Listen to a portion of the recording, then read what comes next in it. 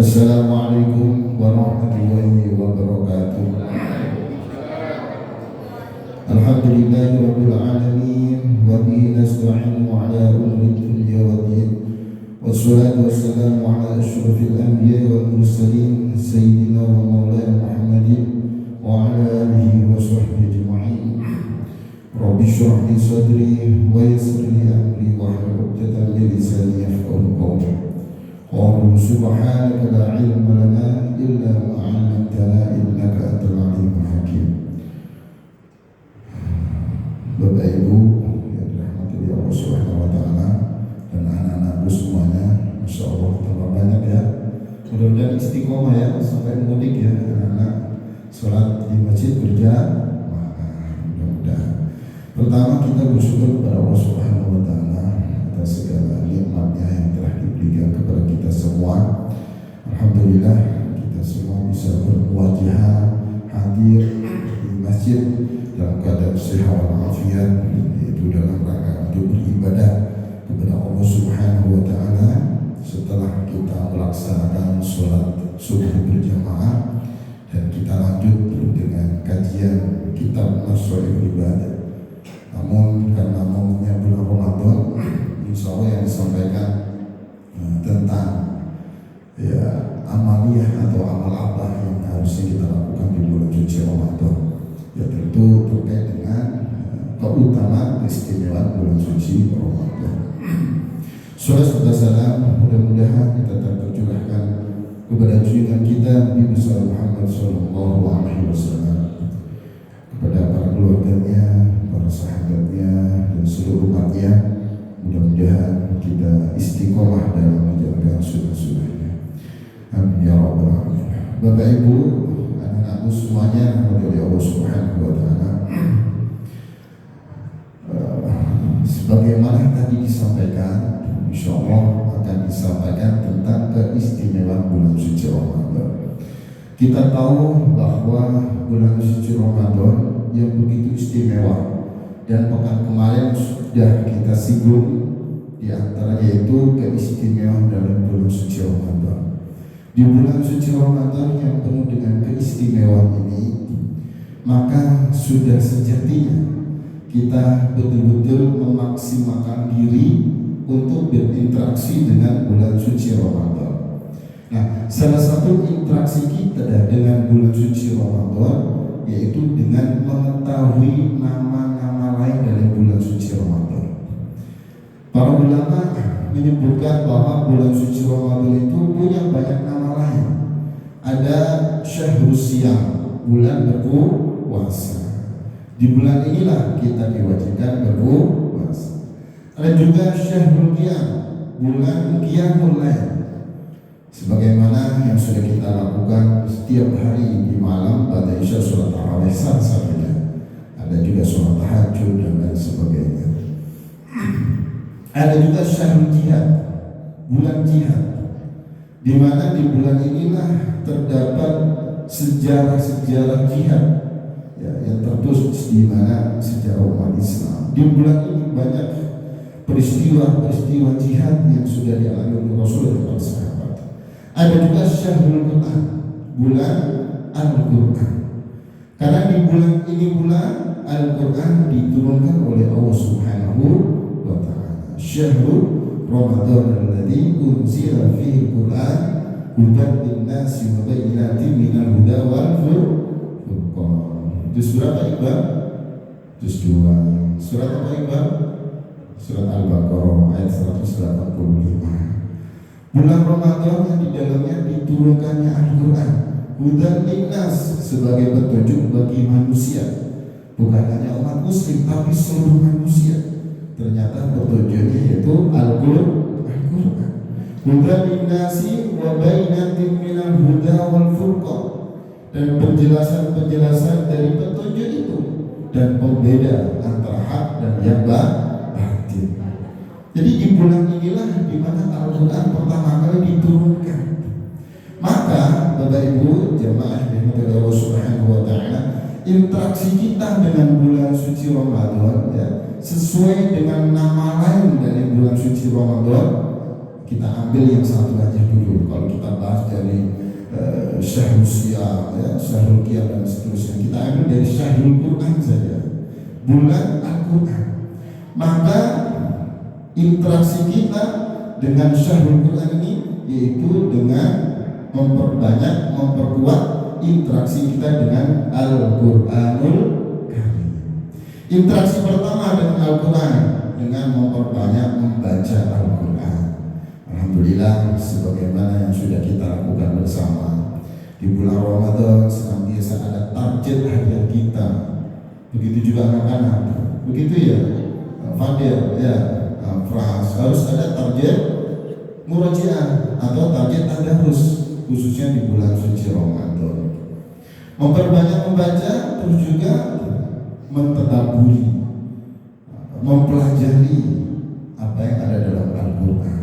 Nah, selain kita memperbanyak, juga kita pelajari, kita renungkan, kita kemudian tadaburi, ya. Dan tidak kalah pentingnya interaksi yang tentunya paling utama dengan Al-Quran, yaitu mengamalkan apa yang terkandung dalam Al-Quran. Itu yang penting. Membaca saja, mentadaburi, namun tidak mengamalkan, ya itu juga menjadi perhatian. Maka dari situ, selain kita membaca Al-Quran, mentadaburi, mempelajari Al-Quran, mengamalkan Al-Quran jauh lebih penting. Bapak Ibu rahmatullahi Allah Subhanahu wa taala, kalau kita bicara tentang keistimewaan Al-Quran, Allah Subhanahu wa taala menurunkan Al-Quran ini buat pedoman hidup kita. Nah, kita udah ketahui bersama ya. Hudan linnas, petunjuk bagi manusia. Bahkan petunjuk keselamatan bagi manusia dunia akhirat. Bahkan merupakan induknya ilmu adalah Al-Quran. Manakala ketika kita sudah membaca berbagai macam buku misalnya, berbagai macam informasi di media sosial misalnya. Kalau dulu masih banyak orang, kalau sekarang sudah via media sosial begitu luar biasa. Tapi kalau kita tidak menyempatkan waktu untuk membaca Al-Quran, yang mana Al-Quran ini merupakan pedoman hidup kita, maka belumlah sempurna. Kalau kita ingin sempurna, kita selipin waktu walaupun hanya sesaat untuk Al-Quran, karena pedoman hidup kita. Apalagi momennya bulan Ramadan, Syahrul Quran, bulan Al-Quran. Kenapa seperti itu? Karena dengan kita banyak interaksi dengan Al-Quranul Karim, itu menjadi satu ukuran kualitasnya seseorang. Ya, kualitas kita itu bisa diukur bagaimana kedekatan kita dengan Al-Quran. Makanya hadis Nabi Muhammad SAW, orang mukmin yang membaca Al-Quran bagaikan buah limau yang baunya harum dan juga lezat rasanya. Orang mukmin yang tidak membaca Al-Quran bagaikan buah kurma, begitu kata Rasulullah, tidak berbau dan manis rasanya. Dan orang mukmin munafik yang membaca Al-Quran bagaikan buah rayhana yang baunya harum namun pahit rasanya.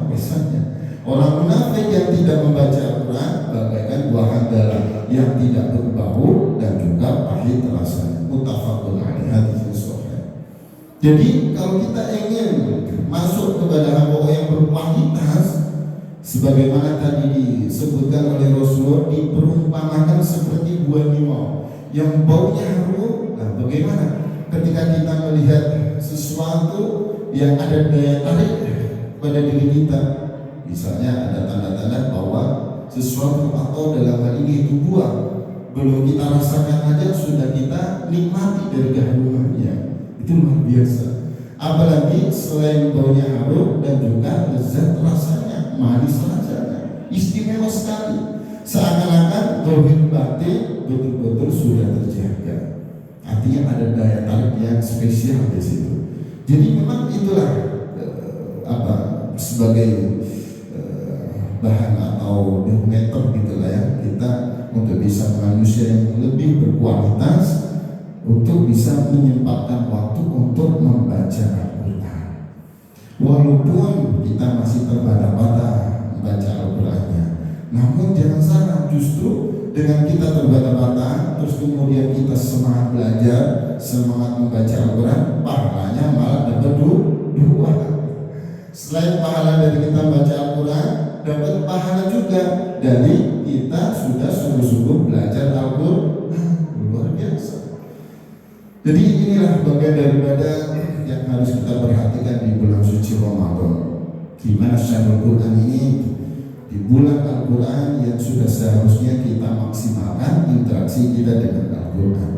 Karena begitu kita sudah betul-betul maksimal, sudah betul-betul menjaga, menyisihkan waktu gitulah di tengah-tengah kesibukan kita dengan membaca Al-Quran, itu keistimewaan luar biasa, manfaatnya luar biasa, banyak sekali.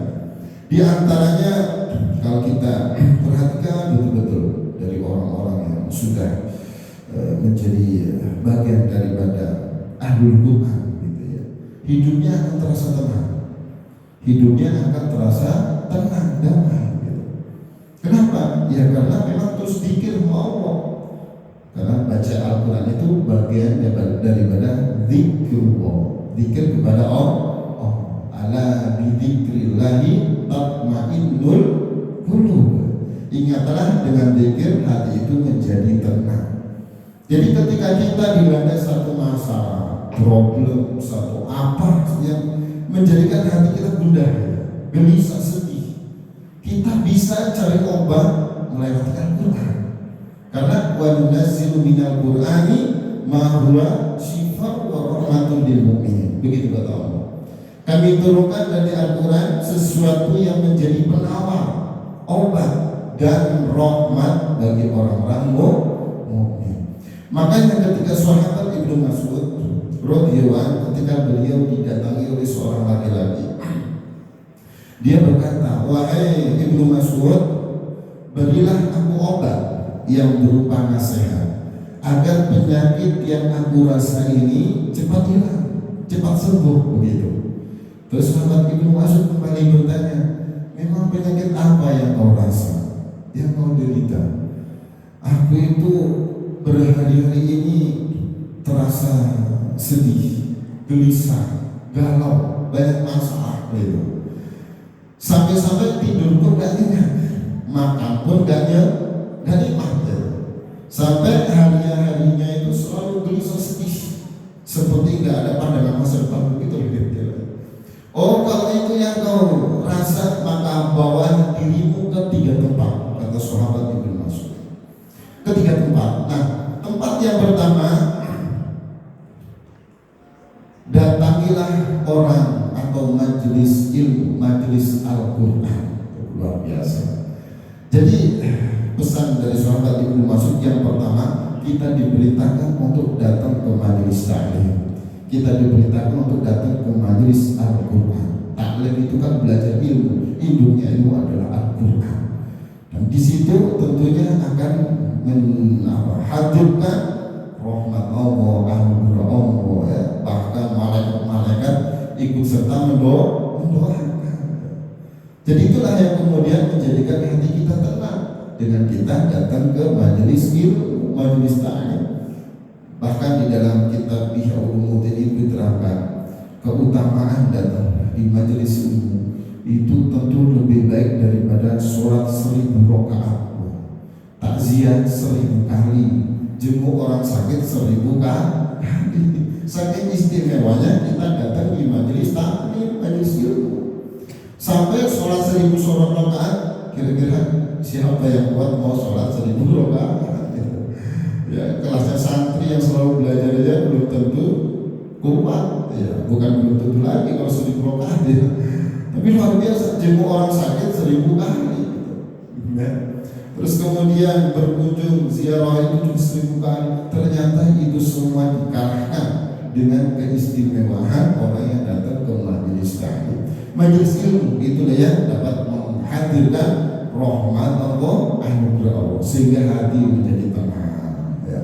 Karena di majelis taklim, ya, tentu itu semua dalam rangka zikrullah, ingat kepada Allah Subhanahu wa taala. Ala bidzikrillahi tatma'innul qulub. Ingatlah dengan zikir hati menjadi tenang. Kemudian yang kedua, pesan sahabat Ibnu Mas'ud, bacalah Al-Qur'an. Nah, ini apa saja? Bacalah Al-Qur'an. Ketika seorang laki-laki tadi yang tadi bertanya kepada sahabat Ibnu Mas'ud, ya, dilanda penderitaan, kegundahan, kegelisahan, minta solusi gitu. Ternyata jawaban yang kedua adalah membaca Al-Qur'an. Luar biasa. Dengan membaca Al-Qur'an ini kita harus tahu Bapak Ibu anak-anak semuanya, setiap huruf yang kita baca itu menghadirkan rahmat Allah. Setiap huruf yang kita baca menghadirkan anugerah dari Allah. Setiap huruf yang kita baca itu menghadirkan kasih sayang Allah. Karena Al-Quran adalah firman Allah. Begitu kita baca, kita sedang interaksi, kita sedang dialog dengan Allah. Betapa istimewa orang yang interaksi dengan Al-Quranul Karim. Kalau kita bicara tentang pahala, sudah tidak dilakukan lagi. Kata Rasulullah, man qara'a harfan min kitabillahi falahu hasanatun wal hasanatu bi asyri amthaliha. La aqulu alif lam mim harfun, lakin alif harfun, lam harfun, mim harfun. Barang siapa yang membaca Al-Quran satu hurufnya, dia mendapatkan satu kebaikan. Satu kebaikan dilipat gandakan menjadi 10 kebaikan. Aku tidak mengatakan alif lam mim satu huruf, akan tetapi alif satu huruf, lam satu huruf, mim satu huruf. Jadi kalau kita baca alif lam mim, sudah 3 huruf itu. 3 huruf kita kalikan 10, 30 pahala sudah kita dapat. Itu umumnya di luar Ramadan. Bagaimana kalau di dalam Ramadan? Apalagi di bulan Ramadan Allah sedang mengobrol pahala, gitu ya. Kita ibadah sunnah diganjar seperti ibadah wajib. Ibadah wajib dilipat gandakan 70 kali lipat di luar bulan Ramadan. Gitu. Kalau di bulan Ramadan lebih besar lagi pahalanya, dan itu menjadi suatu hal yang luar biasa.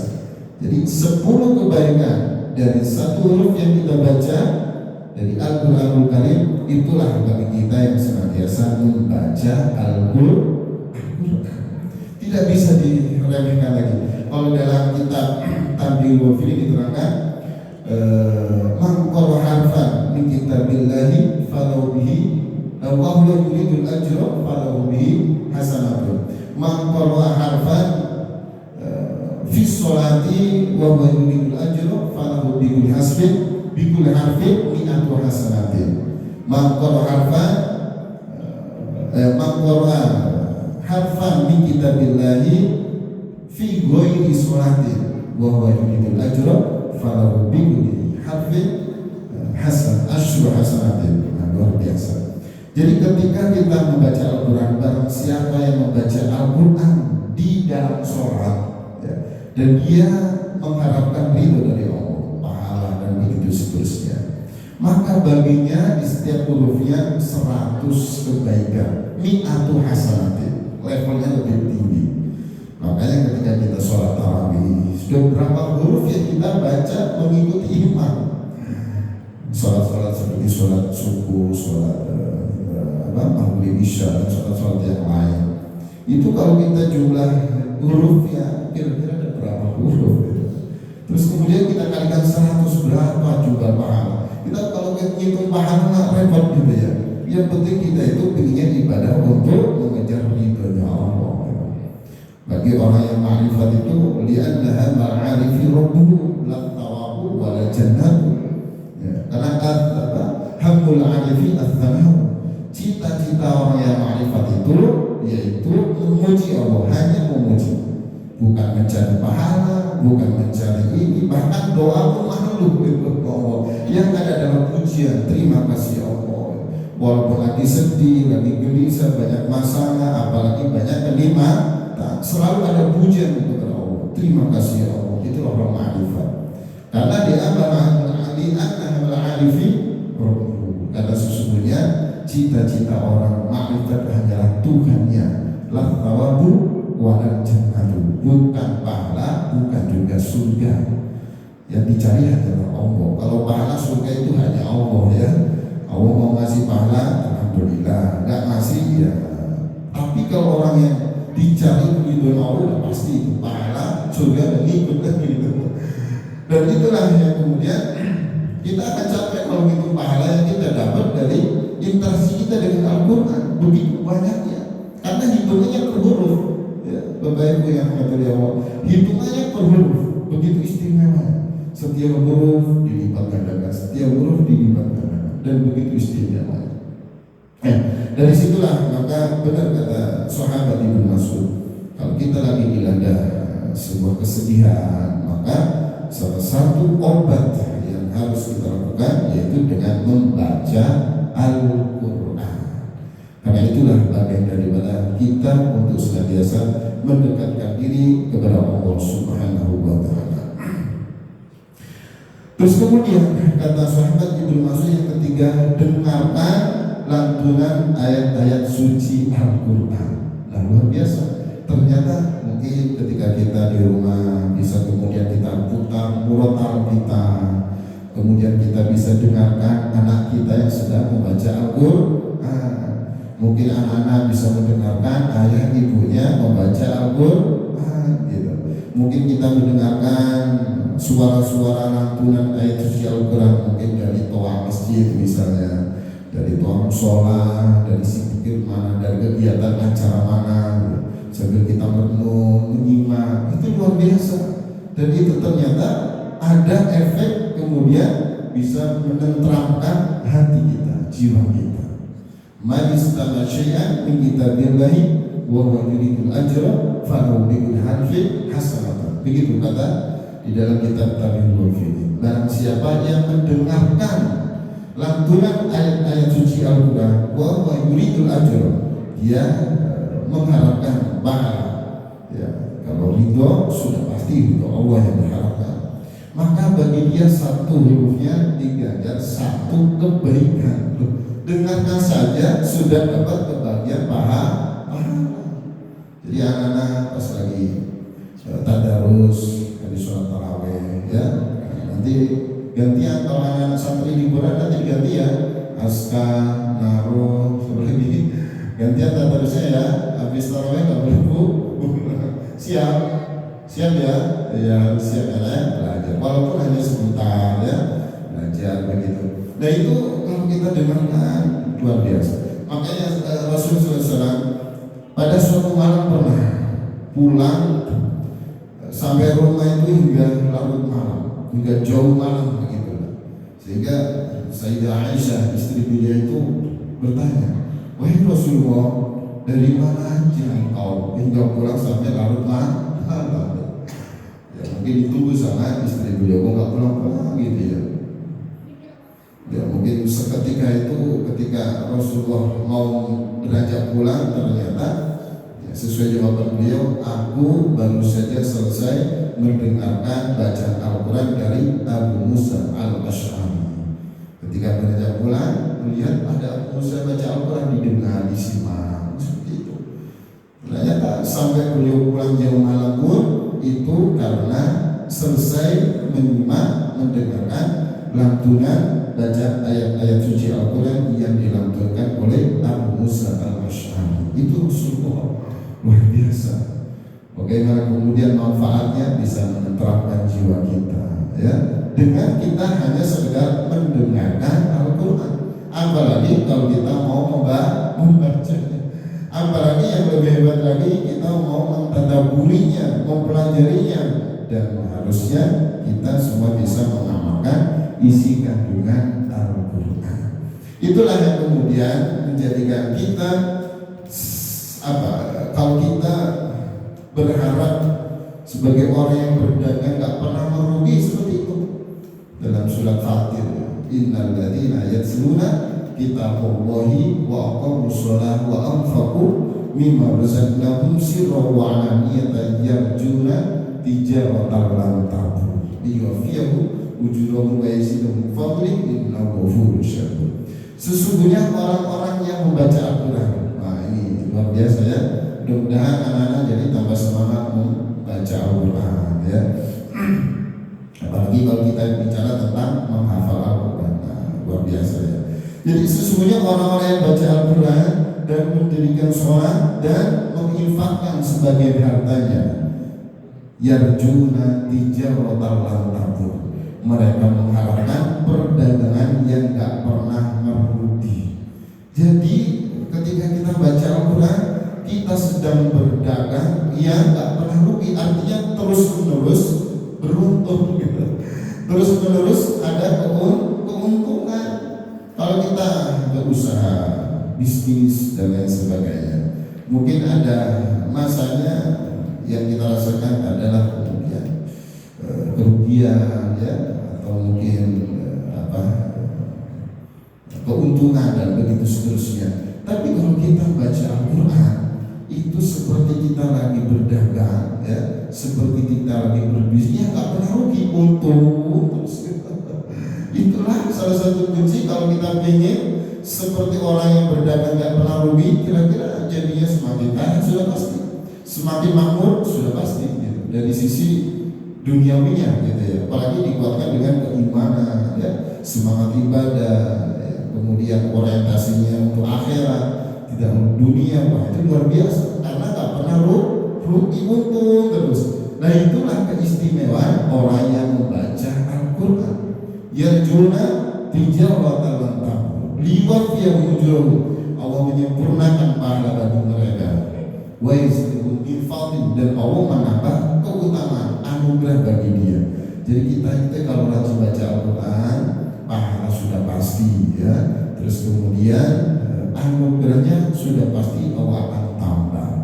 Maka ketika sudah disampaikan oleh Allah, bagaikan berdagang yang tak pernah merugi. Sayang, seribu sayang kalau kita tidak menyisihkan waktu kita untuk membaca Al-Quran. Kenapa? Dengan kita baca Al-Quran, syafaat nanti akan datang menghadiri kita. Iqra'ul Quran fa innahu ya'ti yaumal qiyamah syafi'an li ashabi, kata Rasulullah. Bacalah Al-Quran, maka sesungguhnya Al-Quran itu nanti akan datang di hari kiamat untuk memberi syafaat kepada para pembacanya. Syafaat itu penolong. Kita nggak kebayang di saat kita di alam kubur nanti ada masanya kita akan di sana. Malaikat munkar nakir datang bertanya kepada kita, "Marabbuka?" Karena mungkin amal kita ini sedikit minim, atau mungkin hal-hal yang menjadikan kita lancar jawab itu banyak dan lain sebagainya. Tapi Al-Quran, kamu diam saja, biar aku yang jawab. Begitu hebatnya ya. Kamu diam saja, kamu ada di belakang aku, biar aku yang jawab. Kita kalau bayangin seperti itu kan ada motivasi. Karena syafi'an ya sahabi, Iqra'ul Quran fa innahu ya'ti yaumal qiyamah.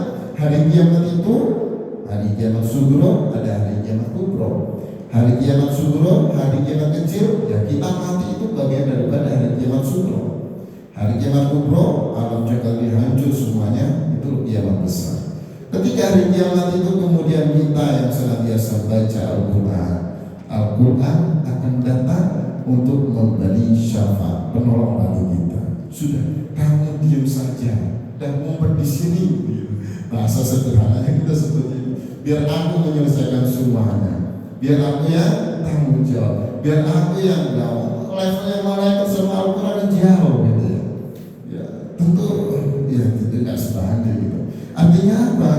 Dengan kita selalu interaksi dengan Al-Quran, maka itu menjadi solusi, dan itu tentunya menjadi syafaat buat kita semua. Makanya ada riwayat yang lain, Ketika ada seorang yang meninggal dunia di alam kubur dan di alam sana begitu, terus kemudian ada sesuatu yang datang, dan sesuatu yang datang ini dengan berbentuk yang seindah-indahnya.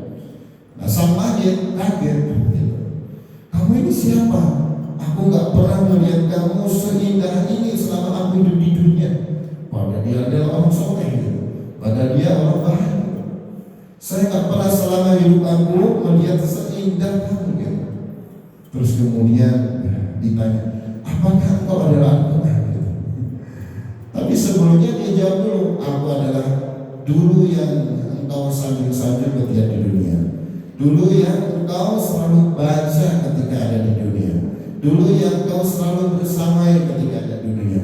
Terus kemudian dia bertanya kembali, apakah engkau adalah Al-Quran? Betul, aku adalah Al-Quran. Kemudian Allah mengizinkan Al-Quran untuk memberi kerajaan di tangan kanan dan memberi kerajaan di tangan kiri dan memberi mahkota kepada seseorang tersebut. Itulah bagian daripada syafi'an di ashabihi, memberi manfaat syafaat kepada orang yang senantiasa membaca Al-Quran. Kita gak kebayangkan ketika kemudian kita sendiri di alam kubur atau nanti di masanya ketika kita menghadapi jembatan Shiratal Mustaqim, kita menghadapi yaumul mizan, yaumul hisab dan seterusnya. Ternyata Al-Quran selalu mendampingi kita. Masya Allah ya. Kadang-kadang kalau kita bayangkan di alam kubur itu kita sendiri, kanan kiri, depan atas, tanah begitu ya, gelap gulita. Kira-kira kondisi di sana warna gitu. Sedangkan dosa kita banyak gitu, amal kita sedikit. Nah, kira-kira bagaimana itu? Apakah dalam kondisi seperti itu kita tak butuh syafaat pertolongan dari Al-Quran? Salah satunya ada juga syafaat dari Nabi Muhammad.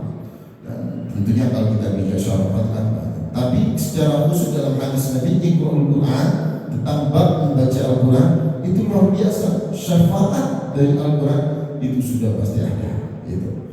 Maka itu tadi ternyata waktu demi waktu yang kita rasakan sambil menunggu datangnya hari kiamat, sampai kemudian nanti di hari kiamat, ternyata Al-Quran selalu membersama kita, selalu menghibur kita, selalu, dan tentunya itu merupakan kenikmatan yang besar. Dan itulah sayang sekali ya apabila kita tidak mengisikan waktu untuk interaksi dengan Al-Quran. Walaupun kita terbata-bata, itu tadi disampaikan, terbata-bata baca pun kita dapat 2 pahala ya. Pahala kita sudah baca Al-Quran, pahala atas kesungguhan kita yaitu belajar membaca Al-Quran, dan luar biasa. Nah dari situlah Bapak Ibu anak-anakku semuanya yang Allah Subhanahu wa Ta'ala, dengan syahrul Ramadan dan juga dinamakan syahrul Quran, di momen bulan Ramadan yang penuh dengan keistimewaan ini, maka marilah kita maksimalkan interaksi kita dengan Al-Quran. Syukur-syukur kalau kita mau menghafal Al-Quran, lebih istimewa lagi gitu ya. Anak-anak juga kan, alhamdulillah, mudah-mudahan program di sekolahnya masing-masing terus lebih maksimal untuk mengikuti program hafalan Al-Quran, termasuk di kajian anak-anak pada maghrib itu juga terus mudah-mudahan bisa maksimal untuk program hafalan Al-Quran. Karena ada satu hadis Nabi ketika anak-anak tasbih biasanya, anak-anak tasbih santri itu ada banner di situ tertulis ya, hadis Nabi yang begitu istimewa, dan tentunya harapannya menjadi motivasi buat anak-anak secara khususnya.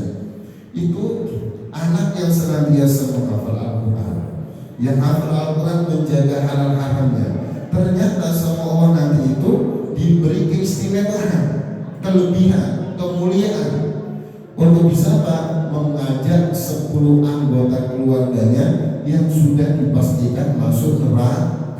Oh, hebat banget. Jadi kalau satu anggota keluarga kita ada yang hafal Al-Quran, dia soleh solihah, halal haram dia jaga, dan dia hafal Quran, ternyata 10 anggota keluarga itu kata Rasulullah yang sudah dipastikan masuk neraka lagi, itu bisa diselamatkan. itu bisa diajak bareng-bareng masuk surga. Makanya bahasa Rasul, Iqra wartaqi waratil kama kunta turatil fid dunya fa inna manzilataka inda akhir ayatin taqra'uha. Iqra, naiklah ke surga, surga kita itu. Ya, wartaqi dan bacalah. Karena sesungguhnya fa inna manzilataka inda akhir ayatin taqra'uha. Karena sesungguhnya kedudukan kamu itu tergantung dari akhir ayat yang engkau baca. Semakin banyak hafalan kita, semakin tinggi surga yang kita tempati. Luar biasa. Waratil, jangan lupa juga bacanya dengan tartil sebagaimana engkau baca ketika ada di dunia. Jadi dengan kita kemudian bisa menjadi ahli Quran, itu ternyata luar biasa ya. Karena memang dengan hafalan Al-Quran itu salah satu yang kemudian bisa menghadirkan kasih sayang Allah. Surga pun disuruh milih, tapi ingat halal haram harus diperhatikan. Hafal Al-Quran tapi maksiat terus. Hafal Al-Quran tapi kewajiban ditinggalkan. Ya harus jalan semuanya. Karena itulah menjadi salah satu wasilah menghadirkan rahmatnya Allah. Surga pun suruh milih. Kalau ayah jaminnya masuk neraka, misal ya, ibu juga seperti itu, adiknya juga seperti itu. Tapi ternyata ada anak yang solihah yang hafal Al-Quran bisa memberi syafaat, luar biasa, bisa menjadi penolong, bisa kemudian mengajak bareng-bareng masuk surga. Ketika ditanya, apa ya Rob yang menjadikan aku bisa mulia seperti ini? Bisa dikasih mahkota, jubah kehormatan, karena anakmu menjadi ahli Quran. Luar biasa. Jadi makanya ayah ibu ya, terus kemudian secara umum pasti mengharapkan anaknya dengan hafal Al-Quran. Makanya itu salah satu menjadi motivasi daya tarik program sekolah ya, kemudian yang digaungkan dengan program hafal Al-Quran. Karena itu di masyarakat sudah menjadi salah satu program yang diinginkan gitu. Begitu ada program Al-Qurannya, ada program hafal Al-Quran, menjadi daya tarik untuk masyarakat kemudian bisa menyekolahkan di situ. Karena memang luar biasa manfaatnya, istimewanya luar biasa. Dan itulah kalau kita bicara tentang Al-Quranul Karim, itu sudah pasti ya.